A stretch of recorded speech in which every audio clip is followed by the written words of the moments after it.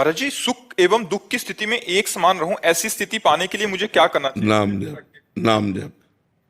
जब तक नाम जप निरंतर नहीं होगा तब तक अध्यात्म बल प्रकाशित नहीं होगा। संसार का चिंतन हमारी बुद्धि को मलिन करता है और परमात्मा का चिंतन हमारी बुद्धि को प्रकाशित करता है। उसमें ज्ञान प्रकाशित होता है, विवेक प्रकाशित होता है। और जब विवेक होता है, ज्ञान होता है, तब हम दुख सुख में, मान अपमान में, लाभ हानि में सम हो जाते हैं। सुख दुखे समे कृत्वा लाभा लाभो जया जयो। सुख दुख में, लाभ हानि में और जय पराजय में समान भाव। ये तभी आएगा जब हमारी बुद्धि में ज्ञान प्रकट होगा।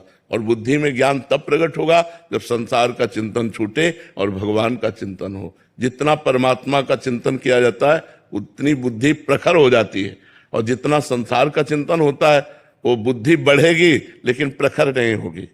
देखो, बुद्धि बढ़ रही है, सब कुछ हो रहा है, लेकिन परमानंद की अनुभूति वाली बुद्धि थोड़ी है।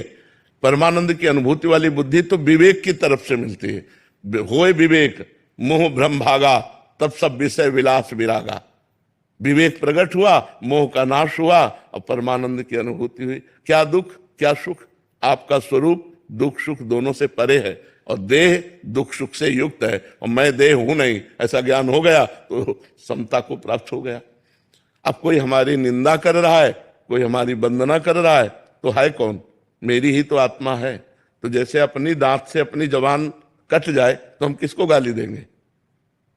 अपने हाथ से अपने को चोट लग जाए तो हम किसको गाली देंगे? तो ये सब मेरे आत्मा स्वरूप है। जब ज्ञान हो गया तो मान अपमान में सम हो जाता है, दुख सुख में सम।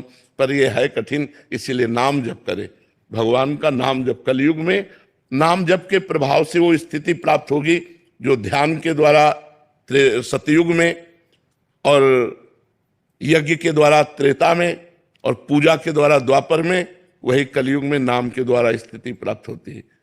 कृतयुगे ध्यायते विष्णु, त्रेतायाम यजते मखई, द्वापरे परिचर्यायाम कलौ तद्धरि कीर्तनात्। हरि कीर्तन हरि नाम जप से वो स्थिति प्राप्त हो जाती है। तो खूब नाम जप करे, गंदा आचरण ना होने पावे, शरीर से पाप आचरण ना होने पावे, कोई गंदा खान पान ना होने पावे, तो आनंद हो जाएगा।